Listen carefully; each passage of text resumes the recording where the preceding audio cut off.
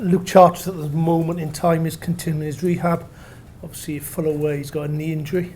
So we're continuing his rehab with the medics, and obviously a decision we made later on in the week. John Davis is training this afternoon with us. Obviously we'll have to wait and see how he comes through that session.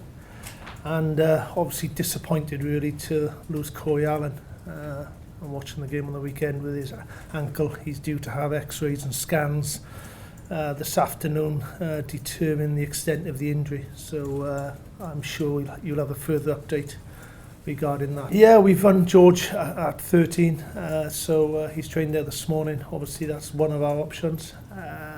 So we'll just have to wait and see, to be honest with that, Nick. You know, having watched the Blues game at Leinster, it was very, very difficult conditions. It was very difficult in terms of the ball getting into the wide channels. But both Tom and Alex has acquitted themselves very well. Regarding Hallam, obviously he's come back from a long-term injury, and obviously his training age is still very, very young. He probably hasn't got the miles on the clock like other players have. So it's important for Hallam to play, and obviously that has been communicated between ourselves and Lynn Jones, who's been brilliant over the last couple of weeks in terms of that process.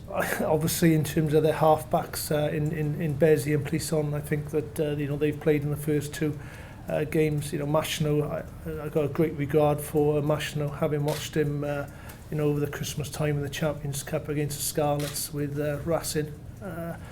He is a very smart number 9, and it's great to have that strength and depth. Whether he starts or not, I'm not too sure, but the French seem to be playing with that flair which we've all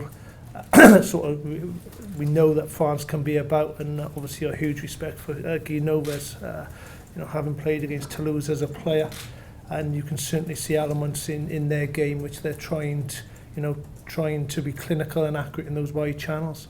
In some quarters, someone's questioned about the number of tries we score, and it's good to score 3 tries in a game in difficult conditions against a very good Scotland side, because as we all had recognised, that Scotland a very good side, and they certainly came there with the confidence, self-belief to beat us, and to get through that game and win as we did. It gives us great momentum and confidence going into that French game.